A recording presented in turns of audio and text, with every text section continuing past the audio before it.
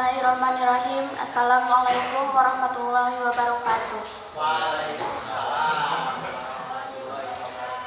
Alhamdulillahirabbil alamin. Wassalatu wassalamu ala asrofil anbiya'i wal mursalin Sayyidina Muhammadin wa ala alihi washabihi ajmain, amma ba'du. Puji sareng syukur hayu sasarengan urang sadaya ngahaturkeun ka Gusti Allah Subhanahu wa taala. Kumargi dina ieu waktos urang sadaya dipasihan kesehatan lahir sareng batin. Tahilap sholawat sinareng salam hayu urang sadaya ngahaturkeun ka junjungan urang sadaya Nabi Muhammad sallallahu alaihi wasallam. Kanggo sahabatna, keluargana, sareng ka urang sadayana. Bapak Kepala Sekolah, Bapak Ibu Guru anu dipikahormat, sareng rerencangan singkuring anu dipikareus. Dinten ieu alhamdulillah urang tiasa kempal sareng patepung lawuh patepang rarai dina raragami eling poe kemerdekaan.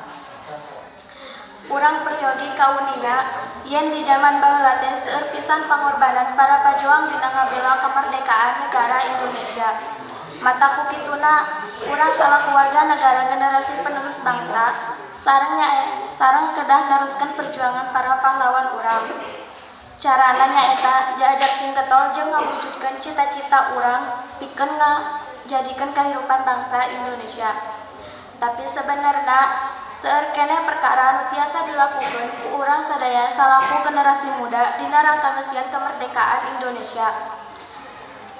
Contona ngajauhkeun diri urang tina pangaruh narkoba, jauhkeun diri urang tina pergaulan bebas, tawuran anu ngabahayakeun nyawa, jeung sajabana anu mawa pangaruh buruk keur diri urang. Hayu urang sami-sami ngalakukeun perkara anu hade atau aya mangpaatna keur diri urang, misalna ngaronjatkeun prestasi di sakola, maca buku nu mangpaatkeun urang sadayana, jeung soson-soson di sakola jeung sajabana. Rupina sakitu biantara ti simkuring hapunten saupama di dina biantara ieu aya cariosan pikiran merenah dina mana. Wabillahi taufiq wal hidayah. Wassalamualaikum warahmatullahi wabarakatuh.